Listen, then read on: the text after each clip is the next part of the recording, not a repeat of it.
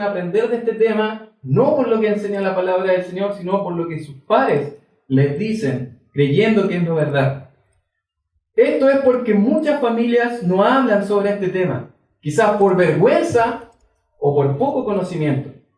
Y es interesante, mis queridos hermanos, porque si tan solo como familia leyéramos la palabra de principio a fin, solamente hiciéramos eso, desde principio a fin como familia, en el hogar, hemos hablado del rol del esposo, ¿verdad?, como guía espiritual del hogar. Si nosotros solamente leyéramos la palabra de Dios en nuestra familia, tarde o temprano vamos a hablar de sexo. Y vamos a tocar y vamos a enseñar esos temas.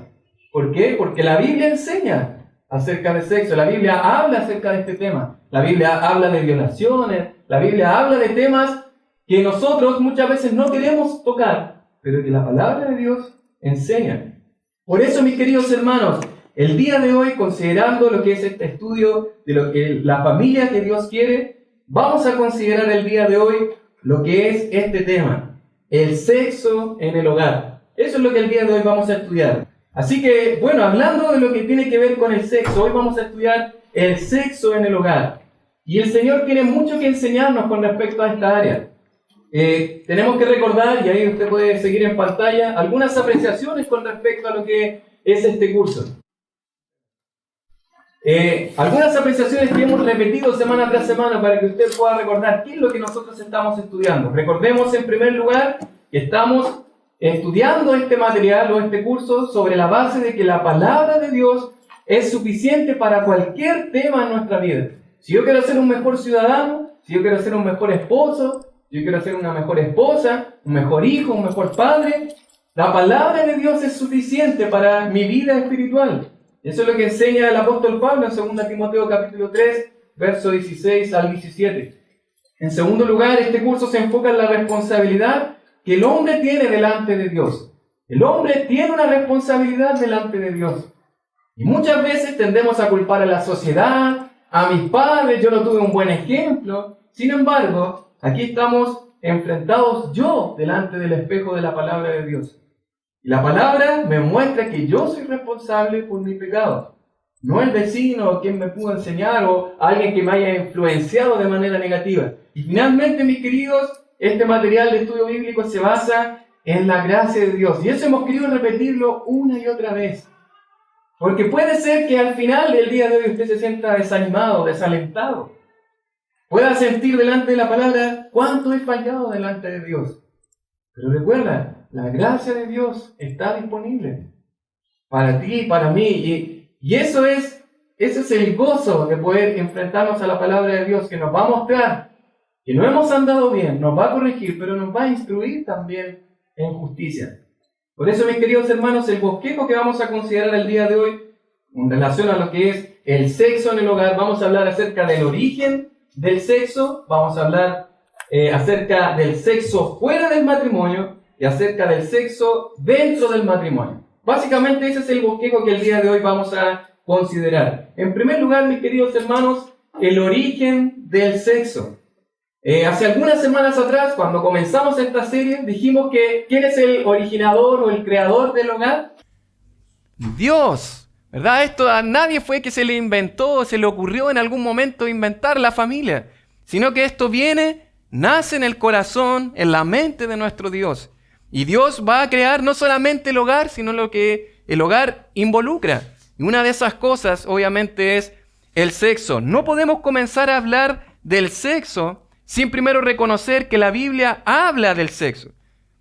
Esa es una de las primeras cosas que debemos reconocer. La Biblia habla de este tema. Yo recuerdo hace años atrás haber estado discipulando a un joven en la otra iglesia en donde estuvimos junto a mi esposa. Él era casado, y cuando en alguna oportunidad llegábamos a tocar estos temas en relación a lo que hacíamos en el discipulado y lo que la palabra de Dios enseña, él casi en su mente era como que era imposible como que Dios hablara de este tema.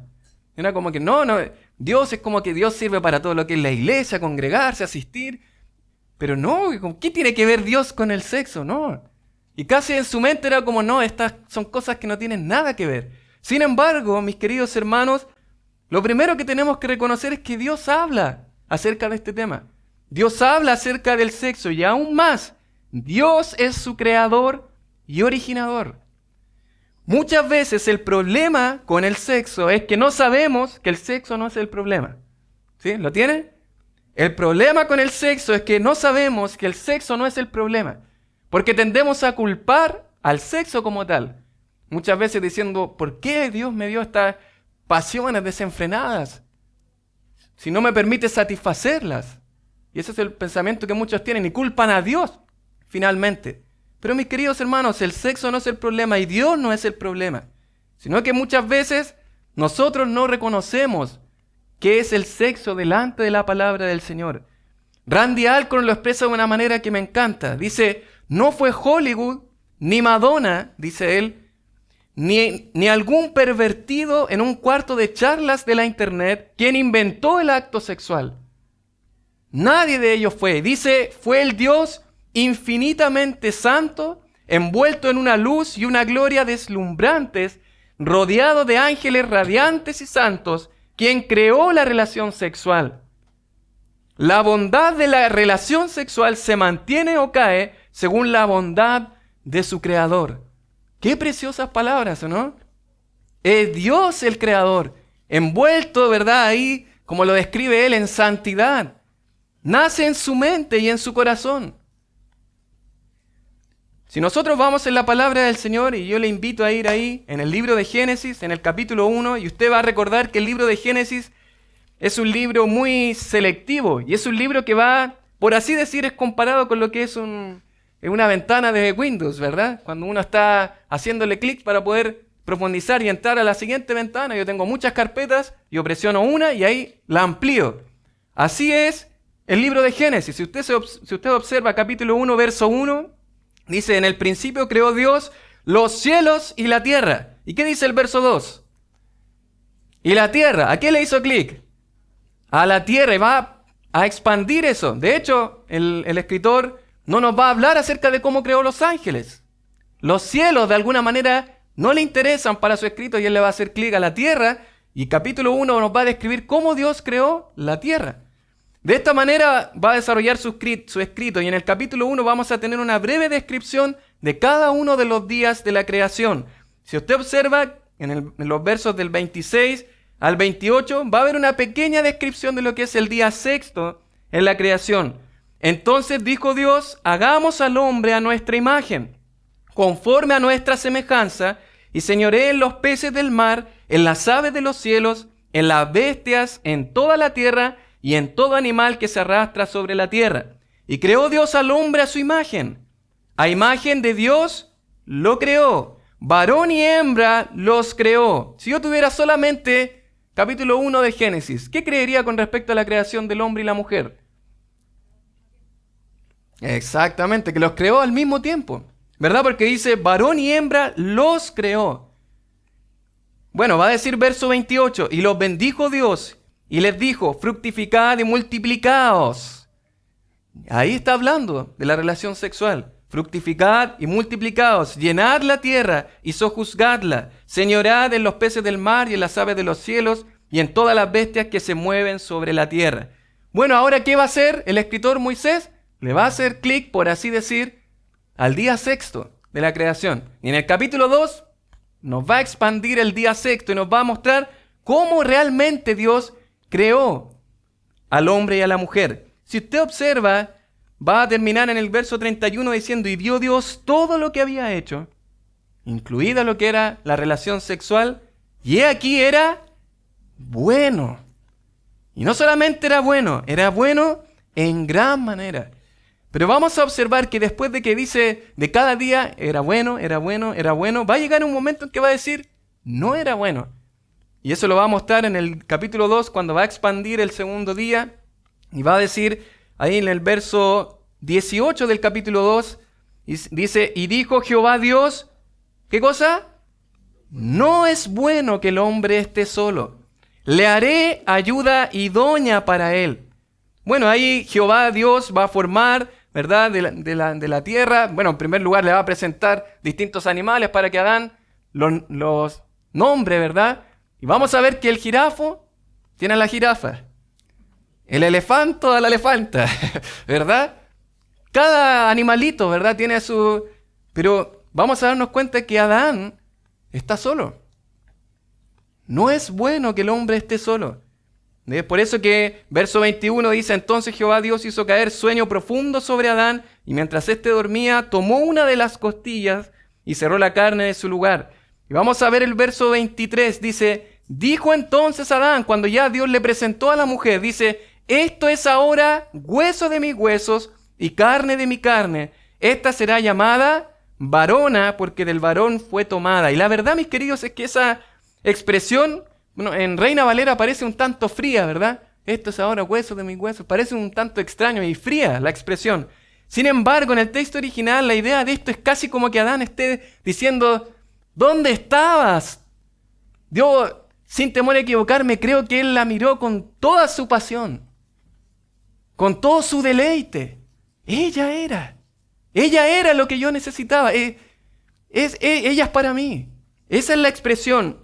La versión NTV dice: al fin, exclamó el hombre, esta es hueso de mis huesos y carne de mi carne. Esa es la idea. Al fin llegaste. Esa es mi mujer. Eso es, en otras palabras, lo que dice la palabra del Señor. No es bueno que el hombre esté solo, pero sí era bueno que él estuviese con su pareja, con su amada esposa. Y en el capítulo 4, verso 1, va a decir: conoció Adán a su mujer Eva. ¿Cómo no era que ya se conocían? Esa es una figura de lenguaje, ¿verdad?, que se llama eufemismo.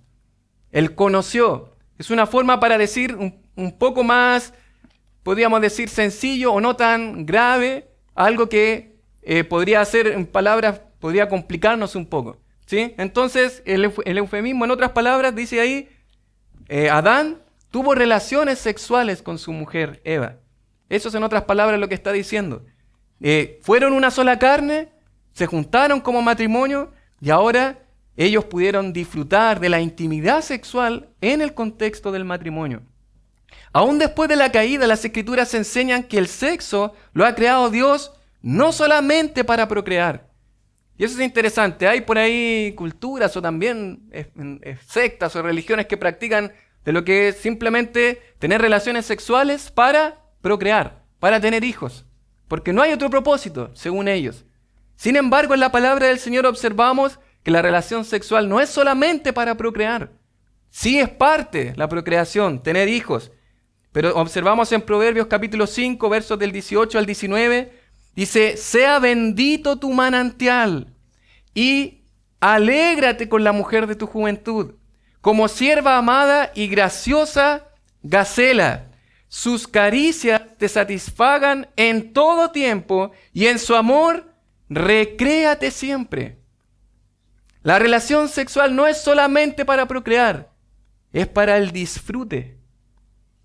Es para recrearse, según lo que enseña la palabra del Señor. Es para disfrutar, es para pasarlo bien. Eso enseña el capítulo 5 del libro de Proverbios. Y esa debe ser nuestra concepción. En el marco del matrimonio, Dios ha creado una preciosa intimidad sexual para el esposo y la esposa, con el fin de que ellos se recreen, disfruten, se deleiten el uno con el otro. Tim Challies, otro autor, dice: el sexo dentro del matrimonio es bueno en sí mismo, aun si su significado máximo no es el placer y la satisfacción mutua. Es bueno debido a que Dios es bueno. Él bien pudo haber decretado que el sexo fuera una parte íntegra del matrimonio y luego hacerlo desagradable, dice él. Pero no lo hizo. Hizo que el placer del sexo fuera casi trascendental. Y eso es justamente lo que es el sexo. Es una bendición, es creado por Dios para el marco del matrimonio, pero no solamente para procrear, sino para disfrutar. De manera que la intimidad sexual fue creada por Dios para ser disfrutada en el marco del matrimonio. Y eso es lo que yo quiero presentarles ahora, porque podríamos pensar, bueno, Dios lo creó, el sexo es bueno, pero el sexo tiene límites establecidos por Dios. Y eso es lo que yo quiero que puedan observar ahí, lo pueden observar también en su material. ¿A cuánto no les gusta observar una fogata en la noche cuando, verdad, hace frío en el sur, hacer una fogatita con unos anticuchos, o cómo se llaman, unas brochetitas? Unos marshmallows, eso. Es agradable, ¿verdad? Disfrutar de una fogata. A mí me encanta el fuego, ¿verdad? Así disfrutar de una fogatita, unas canciones. Es muy agradable, pero el fuego ahora, en nuestra realidad, en Chile, en el sur, ¿está siendo agradable? Está siendo una tragedia. Está siendo terrible. Y eso es el mismo elemento. Es el fuego. Pero fuera de los límites es un desastre. El fuego dentro de sus límites es una bendición que podemos disfrutar en una linda noche mirando las estrellas. De la misma forma, el sexo dentro de los límites que Dios ha establecido son una bendición de protección, de placer, de amor e intimidad. Dentro del marco en el que Dios lo estableció, dentro de los límites que Dios lo estableció, que es el matrimonio, es una bendición. Es una bendición, es protección, placer, amor. Pero fuera de estos límites es una tragedia. El fuego fuera de sus límites es una maldición. Produce dolor, muerte y destrucción. De la misma forma, el sexo fuera de los límites que Dios ha establecido, es decir, fuera del matrimonio, es un desastre. Es una tragedia, es terrible. ¿Por qué es terrible? Porque es pecado delante de Dios. Porque Dios lo ha establecido así. Porque el sexo fuera del contexto del matrimonio es pecar contra Dios, contra la ley de Dios, contra Dios. Y eso es lo que vamos a mirar en los siguientes dos puntos que vamos a considerar. Hemos visto el origen del sexo. Dios es el originador del sexo. Él es bueno, por lo tanto el sexo es bueno. Pero los últimos dos puntos que vamos a considerar es el sexo fuera del matrimonio, o sea, fuera de los límites que Dios estableció. Y vamos a considerar finalmente el sexo dentro de lo que es el matrimonio, donde es la voluntad de Dios, donde podemos disfrutar el sexo como Dios lo creó, para vivirlo y disfrutarlo en el matrimonio. Así que en segundo lugar, el sexo fuera del matrimonio. Si usted observa ahí, Gálatas capítulo 5, versos del 19 al 21, dice la palabra del Señor: y manifiestas son las obras de la carne. El apóstol Pablo dice que son, ¿y cuáles son las dos primeras que menciona? Adulterio y fornicación. Bueno, va a mencionar otros pecados. Varios de estos tienen relación con lo que es el pecado sexual: inmundicia, lascivia, idolatría. Y hay otro dentro de este listado. Pero es interesante. A veces se utiliza la palabra fornicación como sinónimo de adulterio. En definitiva, es todo pecado sexual, es todo acto sexual que está fuera del matrimonio. La fornicación y el adulterio. Y de alguna manera, si usted es soltero, si tú eres soltero, bueno, eres un potencial fornicario. Y si quienes somos casados, somos potenciales adúlteros. Y escuché la historia de una vez de un pastor que animaba para que se mantuviera, ¿verdad?, firme en el Señor, un novio que se iba a casar. Estaban luchando con su pareja, con su novia, pero ya se casaron. Y luego el pastor le golpeó aquí el hombro, le dijo: ya, ahora viene la lucha por no ser un adúltero. Porque esa es la realidad. Porque cuando uno no es casado, está luchando, pero cuando uno es casado, va a luchar también. Y hay luchas propias de lo que tiene que ver con el pecado sexual. No es el pecado como tal, la fornicación, el adulterio, no es simplemente una acción equivocada. No es un simple error. Y ahora hasta se le ha llamado una aventura. ¿Lo ha escuchado? Una aventura. Suena hasta bonito. Pero delante de la palabra del Señor es pecado. En 1 de Juan capítulo 3, verso 4 nos habla que el pecado es transgredir directamente la ley de Dios. Es ofender directamente a nuestro Dios. Esto nos aleja de Él y de su voluntad y nos hace tener consecuencias desastrosas por nuestro pecado. Y mis queridos hermanos, eso es lo terrible de lo que es el sexo.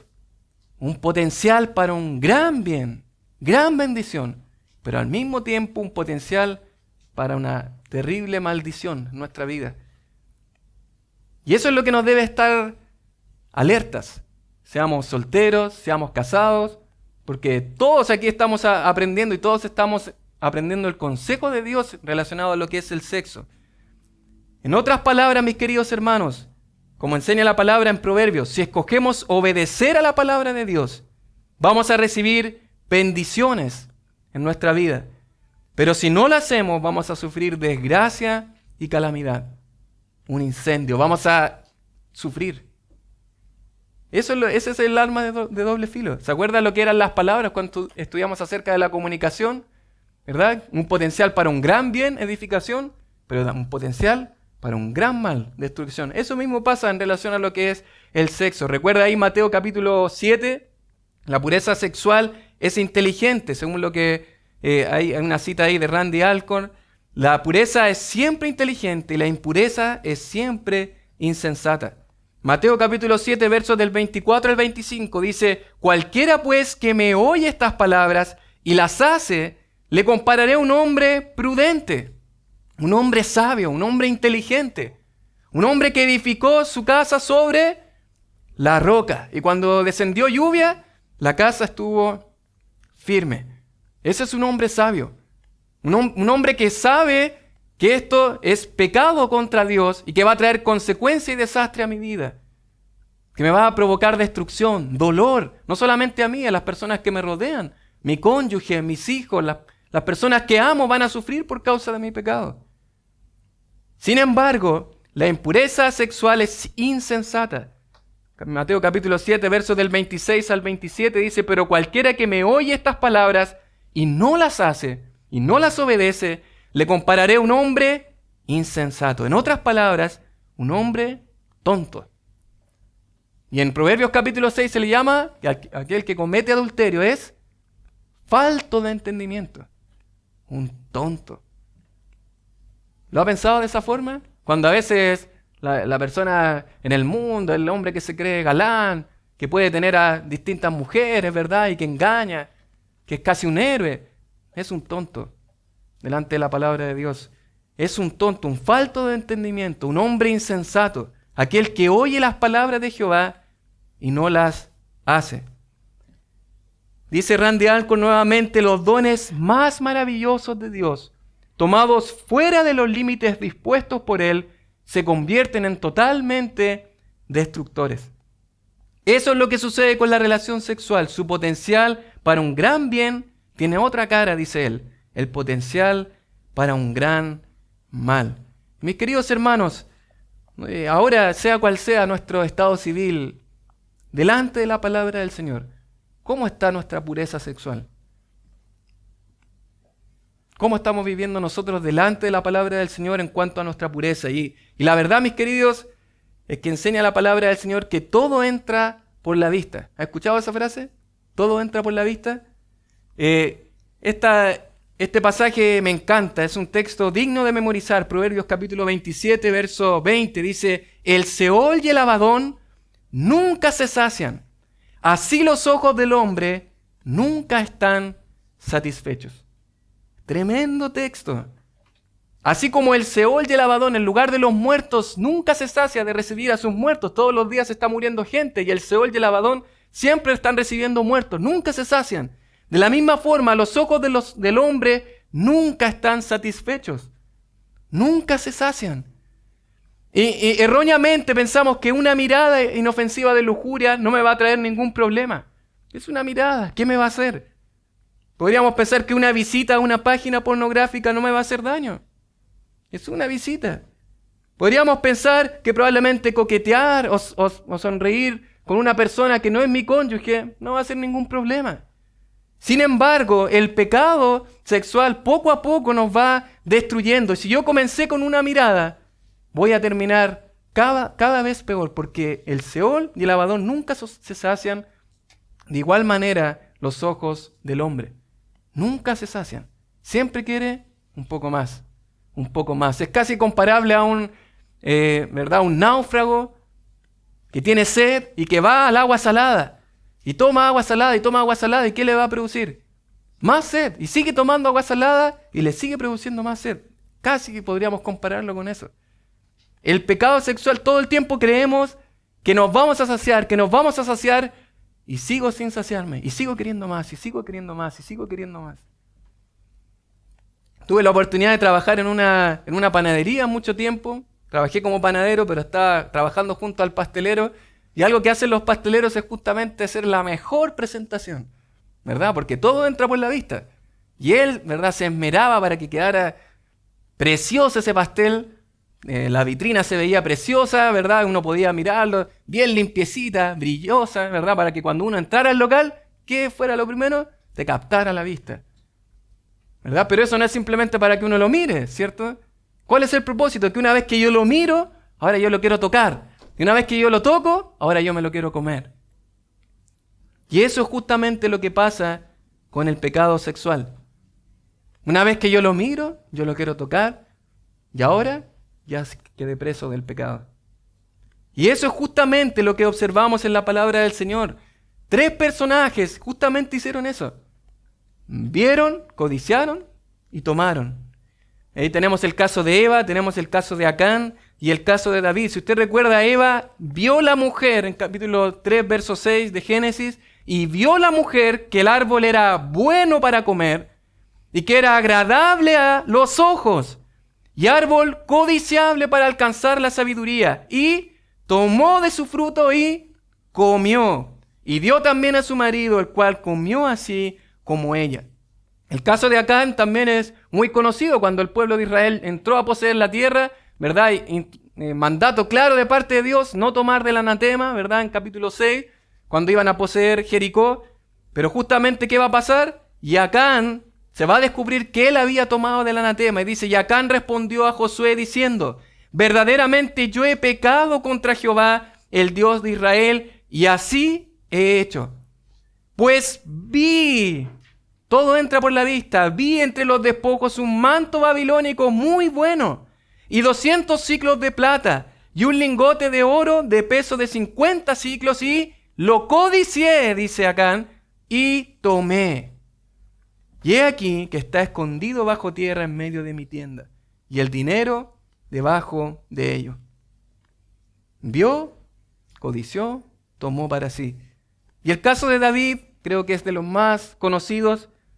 Dice la palabra del Señor, ahí en segundo de Samuel, capítulo 11, y sucedió un día al caer la tarde que se levantó David de su lecho y se paseaba sobre el terrado de la casa real. Y vio desde el terrado a una mujer que se estaba bañando, la cual era muy hermosa, muy codiciable a sus ojos. Envió David a preguntar por aquella mujer, y le dijeron, aquella es Betsabé, hija de Eliam, mujer de Urías Eteo. Y envió David mensajeros, y la tomó, y vino a él, y él durmió con ella. Y es terrible cuando miramos las consecuencias de cada uno de estos hombres, tanto de Eva, Acán o David. En cuanto a Adán y Eva, entre otras cosas, fue la expulsión del huerto del Edén, al experimentar vergüenza como nunca y traer una consecuencia hacia toda la humanidad, según enseña Romanos 5:12. En cuanto a Acán, fue apedreado por todos los israelitas en el valle de Acor, quedando para siempre un recordatorio de esta muerte. Por su parte, el gran rey David no terminó sus días como hubiésemos imaginado. El pastor Miguel Núñez dice, en cuanto a las consecuencias del pecado de David, él señala lo siguiente: el placer que experimentó David con Betsabé fue efímero, temporal, pero sus consecuencias fueron duraderas. Y eso es terrible. Probablemente fue un momento muy placentero, pero fue efímero.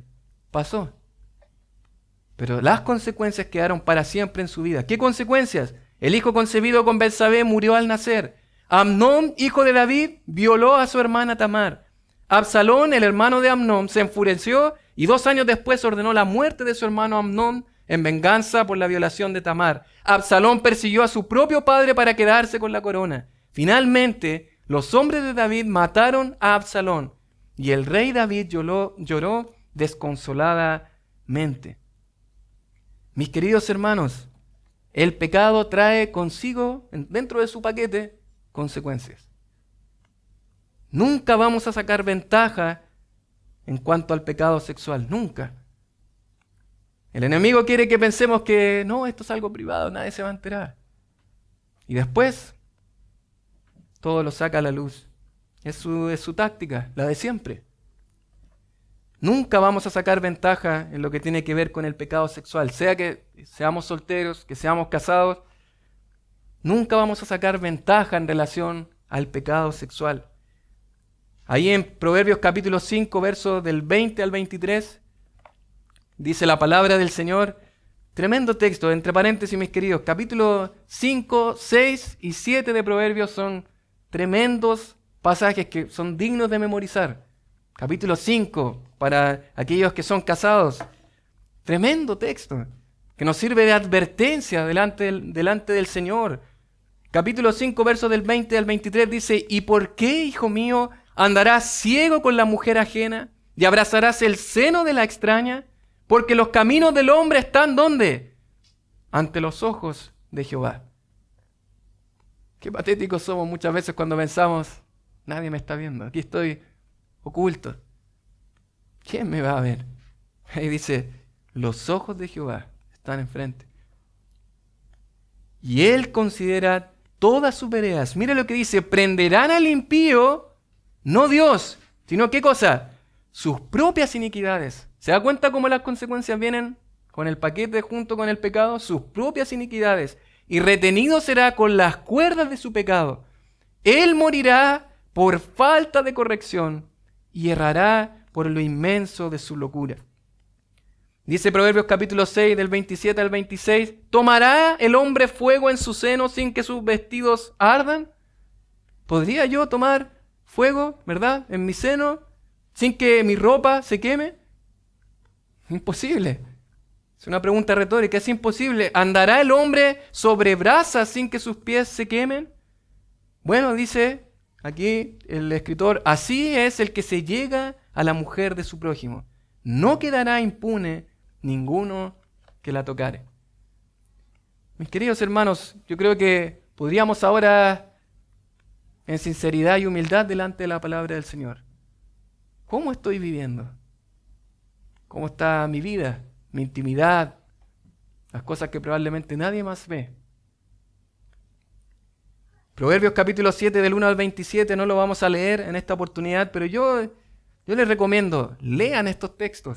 Capítulo 7 nos va a recrear toda una escena, ¿verdad? De un joven, ¿verdad? Que va a acercarse a la casa de la extraña, que finalmente va a quedar preso de ella, como el ave que se apresura a la red y que no sabe que es contra su propia vida. Tremendo pasaje, mis queridos. Les animo a que puedan observar y leer estos preciosos textos. Y finalmente, al final vamos a terminar con algunos otros aspectos prácticos. En tercer lugar, hemos observado el origen del sexo. Dios es el originador, el creador. Hemos hablado del sexo fuera del matrimonio. Aquello que no es la voluntad de Dios. Aquello que tiene consecuencias. Aquello que desagrada a Dios. Que es pecado delante de Él. Fornicación, adulterio. Pero en tercer lugar, vamos a considerar el sexo dentro del matrimonio. El sexo que es la voluntad de Dios, que es lo que de alguna manera Dios ha querido en su plan eterno. Y vamos a observar al menos algunos principios. Tengo aquí 5 principios, no son los mismos o no están en el mismo orden que en su material, pero yo se los voy a ir mencionando para que los pueda ir viendo. Principios que tienen que ver con la intimidad sexual dentro del matrimonio. Y esto no vamos a tocar temas íntimos, probablemente esta sería diferente de la clase si estuviéramos solo con matrimonios, pero ahora vamos a considerar principios bíblicos que observamos con relación a lo que es el sexo dentro del matrimonio. El primer principio, la intimidad sexual en el matrimonio fue instituida por Dios, por lo tanto puede ser pura, santa y debe ser disfrutada. Y ahí en Hebreos capítulo 13, verso 4 dice: honroso sea en todos el matrimonio y el lecho sin mancilla, pero a los fornicarios y a los adúlteros los juzgará Dios. Dice la versión NTV del mismo pasaje: honren el matrimonio y los casados manténganse fieles el uno al otro. Con toda seguridad, dice, Dios juzgará a los que cometen inmoralidades sexuales y los que cometen adulterio. Y esa es un poco la idea. Nosotros podemos disfrutar, ¿verdad?, del placer puro delante del Señor, en pureza, en el contexto del matrimonio, pero hay otra parte, ¿verdad? Fuera de los límites del matrimonio es algo que Dios está completamente desagradado y su mano está en contra de estas personas. El sexo como Dios lo propuso es completamente puro, para que lo disfrutemos. En 1 Timoteo 6, 17 dice que Dios nos ha dado todas las cosas en abundancia, ¿verdad?, para que las disfrutemos. Y tenemos el ejemplo precioso del Cantar de los Cantares. Vamos a mirar algunos pasajes ahí en relación a lo que es el deleite sexual. Un deleite que Dios nos permite disfrutar en la relación matrimonial. Ya hemos observado también en Proverbios capítulo 5, ¿verdad? Deleitarse. Bueno, primer principio, la intimidad sexual fue instituida por Dios, por lo tanto puede ser pura, santa, y debemos disfrutarla. Sus caricias te satisfagan en todo tiempo y en su amor recréate siempre. Segundo principio, mis queridos, que podemos observar. Segundo principio, dentro de lo que es la relación sexual en el matrimonio, la intimidad sexual en el matrimonio no debe ser autoenfocada. En otras palabras, debe estar más enfocada en dar que en recibir. Se debe enfocar en el otro y no en mí. Esa es la idea. Esa es la idea de que no sea autoenfocada. Primera a los Corintios capítulo 13. ¿De qué habla Primera a los Corintios capítulo 13? De lo que usted recuerda. El amor, ¿verdad? El amor de Dios. Justamente. No está en el contexto del matrimonio. Eso es siempre importante recordar. Contexto de los dones espirituales. Capítulo 12, capítulo 14 hablan de los dones espirituales y al medio, como se dicen, es como una especie de sándwich.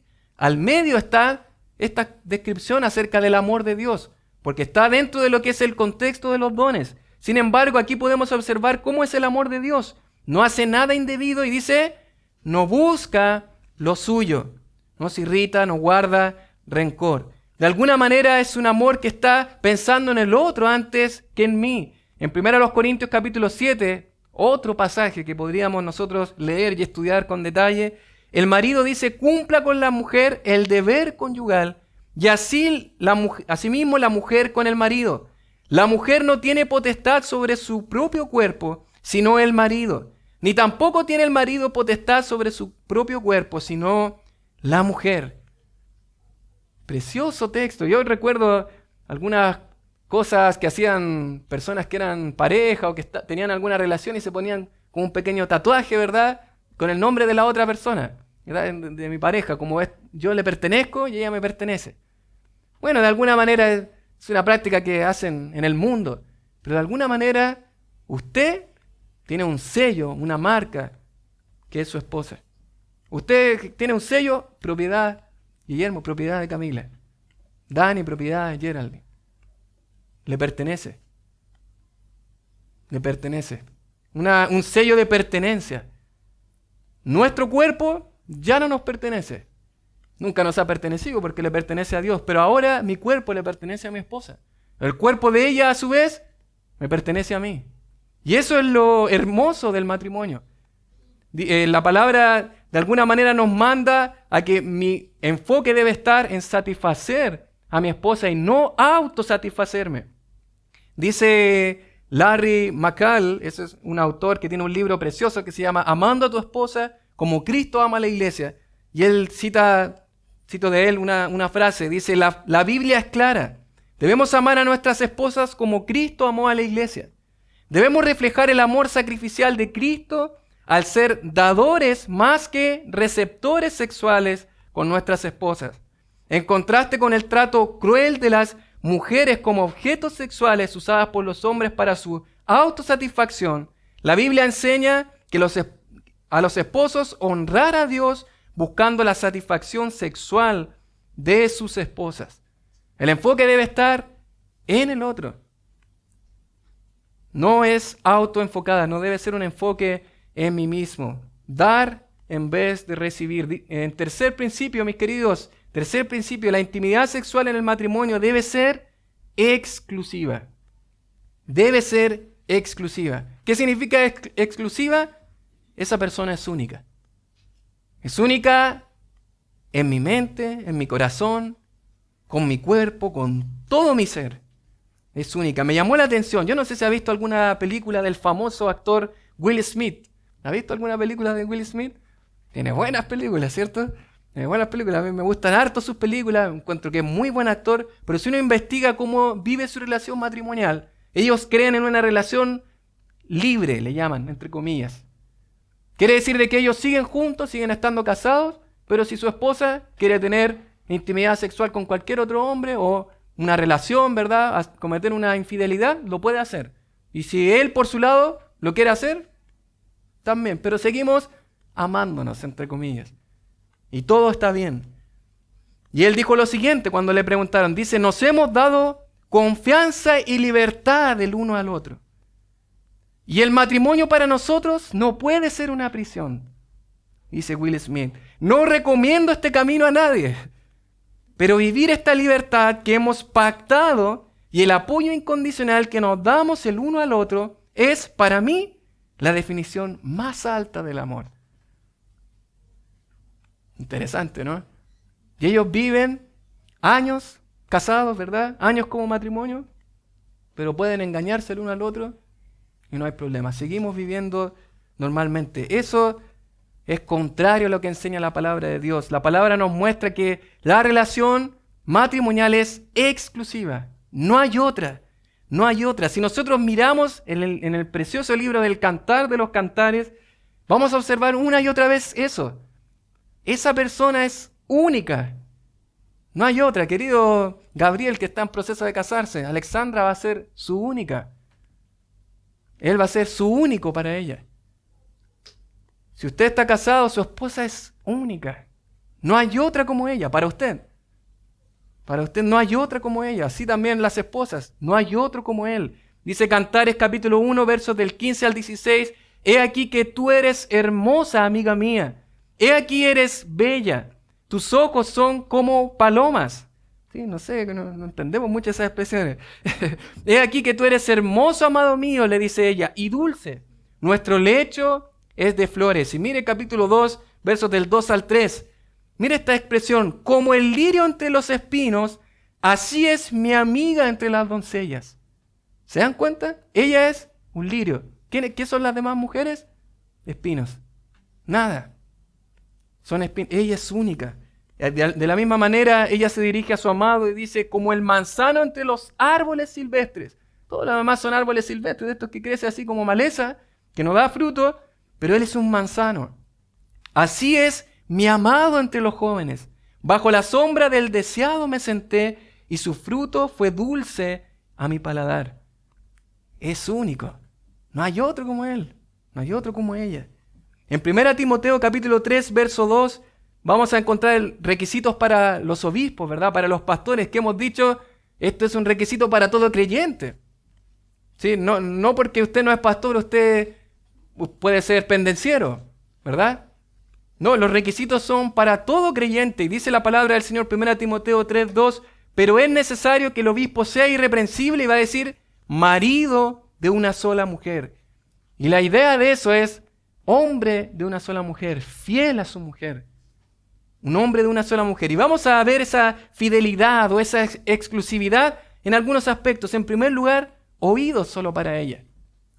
U oídos solo para él. Ella es la persona que quiero escuchar. Su voz es la voz que me encanta. Sus palabras y sus sentimientos. Ella es la que no me interesa escuchar a otra mujer. Ella es. Esa voz es la que a mí me encanta escuchar. Dice Cantares 2.8, la voz de mi amado. He aquí, él viene saltando sobre los montes y se da énfasis en su voz. Y ella lo detecta. Viene allá. Bueno, esa voz es única. A quien me encanta escuchar, con quien me encanta conversar, es él, es ella, es mi esposa, es mi amada. A nadie más. Cantares 2.14 dice, paloma mía que estás en los agujeros de la peña, en lo escondido de escarpados parajes, muéstrame tu rostro, hazme oír tu voz. Porque dulce es la voz tuya y hermoso tu aspecto. Hazme oír tu voz. Quiero oírte. ¿Sí? ¿Cómo es el día cuando usted está en el trabajo, verdad? Y va a llegar a la casa, anhela escuchar la voz de su amada, de su esposa, ya me está hablando de nuevo. No. Esa voz es única. Escuchar su voz. Oídos solo para ella. En segundo lugar, ojos solo para ella. Primera de Juan 2.16 dice, porque todo lo que hay en el mundo, los deseos de la carne, los deseos de los ojos y la vanagloria de la vida no proviene del Padre, sino del mundo. Proverbios 6, del 24 al 25 dice, para que te guarden de la mala mujer, de la blandura de la lengua de la mujer extraña, y dice, no codicies su hermosura en tu corazón.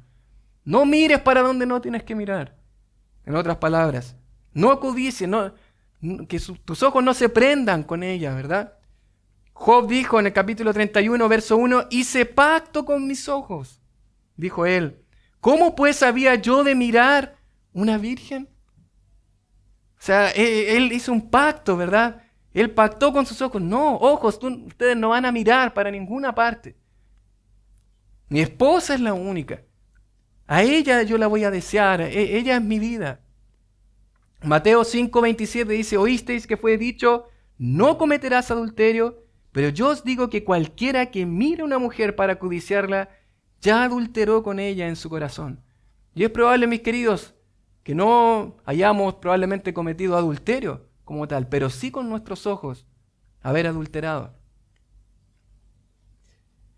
Hemos visto oídos solo para ella, ojos solo para ella, labios solo para ella, de reconocer, de hablar. Primera Timoteo 5:2 habla de cómo debe ser nuestro trato con la iglesia, ¿verdad? Los hermanos, le dice Pablo a Timoteo, a las ancianas como a madres, a las jovencitas como a hermanas, con toda pureza. Mi trato debe ser con toda pureza. Cuidado por ahí con elogiar y hablar de qué bien se ve una mujer que no es mi esposa. Yo no tengo por qué elogiar. ¿Por qué hablar de, ay, qué lindo está tu pelo? Eso no me corresponde. Hay un hombre que la va a elogiar. Pero yo debo elogiar a mi esposa. Cuidado con nuestras palabras. Mis palabras son solo para ella. Exclusividad. Hemos visto oídos solo para ella, ojos solo para ella, labios solo para ella, manos solo para ella o él. Sí, estoy en el centro de la mujer, pero también para él. Cantares 2:6 habla justamente de esto. Su izquierda esté debajo de mi cabeza y su derecha me abrace. Ese es el abrazo único entre esposo y esposa. Un abrazo diferente. Cuidado, mi querido hermano, con el contacto físico. Un abrazo incorrecto con personas que no es su esposa o que no es su esposo. Solamente manos o abrazos solo para ella. Y finalmente, cuerpo solo para ella. 1 Corintios 7:4, la mujer no tiene potestad sobre su propio cuerpo, sino el marido, ni tampoco tiene el marido potestad sobre su propio cuerpo, sino la mujer. Ya para ir terminando, cuarto principio acerca de la intimidad sexual dentro del matrimonio, es que la intimidad sexual en el matrimonio debe ser la culminación de una relación amorosa. Es el pic del romance, podríamos llamarle. Yo les recomiendo ese libro que acabo de leer, que está enfocado en el hombre, amando a tu esposa, como Cristo ama a la iglesia, pero tiene un capítulo que habla acerca del romance. Y eso es muy bueno, porque a veces se nos olvida qué es el romance, qué significa ser romántico. Bueno, de alguna manera la intimidad sexual es el cúlmine de una relación amorosa, tierna. Y eso vamos a observar en Cantares. Cantares va a comenzar elogiando, va a comenzar todo un cortejo, ¿verdad? Hasta que va a terminar en una relación sexual, en una intimidad sexual en el capítulo 4, al final capítulo 5. Pero después de toda, ¿verdad? Una preparación amorosa, de romance. Cantares capítulo 4, del 9 al 10, dice, has cautivado mi corazón, tesoro mío, esposa mía. Lo tienes como rehén, con una sola mirada de tus ojos, con una sola joya de tu collar. Ahí tienes apresado. Mire qué lindas palabras. Deberíamos imitar estas palabras para poder elogiar a nuestra esposa. Dice, tu amor me deleita, tesoro mío, esposa mía. Tu amor es mejor que el vino, tu perfume más fragante que las especias. Y mis queridos hermanos, el romance, todo esto, usted conoce a su pareja. ¿Qué cosas le gustan a ella? ¿Qué cosas hemos hablado ya en la lección que vimos del esposo? Pero el amor que debemos reflejar es conociendo a nuestra pareja, conociendo a nuestra esposa, a nuestro cónyuge. Algunas recomendaciones prácticas: busca resolver los conflictos rápidamente de una manera bíblica. Hablar regularmente palabras de aprecio. Mostrar regularmente afecto que no sea sexual. Acariciar su pelo, su rostro. Mostrar afecto. Ten una foto de ella o él en tu trabajo. Eso es muy bueno. Que las personas que nos rodean sepan, ella es mi amada. Ella es única. En su casillero, si tiene casillero, o en su escritorio donde trabaja. Una foto donde ella se vea. Ella es mi amada. Ella tiene mi corazón apresado. Dale regalos. Déjale una nota especial. Pon atención a sus necesidades, al frío o al camino, ¿verdad? En el lugar donde va a transitar. Susúrrale palabras que le muestren que es apreciada y amada. Planifica citas especiales y románticas. Caminen y conversen. Abran sus corazones. Bueno, tanto que podríamos hablar del romance. La relación íntima, sexual, es la culminación, ¿verdad?, de todo esto. De toda una relación amorosa, tierna, romántica. Y finalmente, mis queridos hermanos, como quinto principio, porque ya el tiempo se nos fue, la intimidad sexual en el matrimonio debe también ser regular. Dice 1 Corintios 7:5, no os neguéis el uno al otro, como dice la versión NTV, no se priven el uno al otro de tener relaciones sexuales. Está hablando en el contexto del matrimonio. A no ser por algún tiempo de mutuo consentimiento, para ocuparos sosegadamente en la oración. Y a veces hay situaciones difíciles que se pasan en el matrimonio donde requiere estar en comunión con el Señor, requiere estar en oración. Pero aún así la palabra dice, volver a juntaros uno al otro para que no os tiente Satanás a causa de vuestra incontinencia. Es válido de alguna manera por dedicarse al Señor, por buscarle a Él, por alguna situación en la que estamos orando, alguna situación difícil, un familiar enfermo, probablemente nosotros tenemos un problema de salud grave, por el cual obviamente no podemos estar juntos en la intimidad sexual, pero aún así dice, volver a juntaros rápidamente para que Satanás no nos tiente. Por esa razón, el quinto principio, la intimidad sexual en el matrimonio debe ser también regular. Pueden haber situaciones, enfermedad, cirugías, viajes, emergencias, pero lo que el Señor quiere es que estemos una y otra vez unidos en la intimidad sexual. Para finalizar, mis queridos, hemos hablado del origen del sexo. Dios es el originador, el creador del sexo. Hemos hablado del sexo fuera del matrimonio. El sexo que no es la voluntad de Dios. Aquello que le desagrada a Dios, que es pecado delante de Dios. Pero también hemos hablado de algunos principios con relación al sexo dentro del matrimonio. Y solamente para finalizar, yo quiero animarte porque probablemente cuando nos exponemos a la palabra del Señor muchas veces sentimos, he fallado delante de Dios. Y si la palabra te ha hablado hoy, a ti, a tu corazón, bueno, puede ser momento para ir delante del Señor en arrepentimiento. Proverbios 28:13 dice, el que encubre sus pecados no prosperará, mas el que los confiesa y se aparta alcanzará misericordia. No creas que teniéndolo ahí callado, tu pecado vas a progresar. Dice ahí la palabra del Señor. No creas, no vas a avanzar. Eso puedes confesarlo al Señor, pero probablemente también a un hermano maduro, a tu pastor, hermanos que te aman. ¿Estás luchando con algo? ¿Hay pecados ocultos? Bueno, no los encubras. Si no, no vas a prosperar. Confiésalo al Señor, confiésalo a tus hermanos. Dice Mateo 5 del 29 al 30, por tanto, si tu ojo derecho te es ocasión de caer, sácalo. Y esa es otra medida. La palabra nos muestra las decisiones radicales que debemos tomar. Hay un lugar que me está haciendo de tentación, no me voy por ese lugar. Hay probablemente alguna plataforma que no me conecto. En el trabajo hay una persona de tentación. Me salgo del trabajo. Decisiones radicales. Cualquiera de esas cosas no es tan radical como sacarse un ojo o sacarse una mano. Y finalmente, mis queridos hermanos, una y otra vez, contamos con la gracia de Dios. Cada pecado oculto, cada área de su vida puede ser perdonado por el Señor. Porque Cristo derramó su sangre por los pecadores y por cada uno de nuestros pecados. Es por esa razón que no hay pecado que no pueda ser ahora cubierto y quitado por la sangre de Cristo. Y usted puede confiar, mi querido hermano, querida hermana, podemos confiar en que donde ha abundado nuestro pecado, ha sobreabundado la gracia de Dios. Por eso, mi querido hermano, ¿hay algo que confesar? ¿Hay algo que confesar delante del Señor, a su cónyuge? Si eres soltero, a un hermano, amigo, maduro, tu pastor, personas que te aman. Que no pase otro día sin confesarlo, sin acercarte. Necesito ayuda. Necesito que me guíen a través de la palabra. Vamos a orar.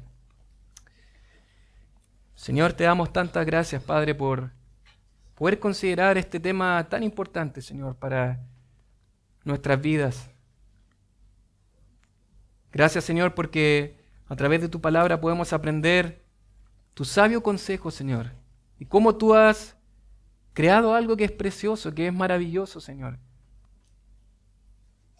Pero como tú lo has creado, como tú eres el originador del sexo, Señor, tú también, Señor, has puesto los límites correctos, Señor, en el cual debe experimentarse, vivirse y disfrutarse, Señor. Padre, ayúdanos, Señor, porque probablemente frente a tu palabra, Señor, nuestro corazón se ha visto descubierto, Señor. Tu palabra probablemente nos ha hablado fuertemente, Señor. Un área tan sensible como esta, luchas, tentaciones sexuales, a través de nuestros ojos, Señor, con nuestro cuerpo. Pero Padre, ayúdanos, Señor, a poder ir delante de ti en arrepentimiento, Señor. A confesar, Señor. Padre, a confesar a las personas que probablemente nos rodean, que han sido afectadas por ese pecado, Señor.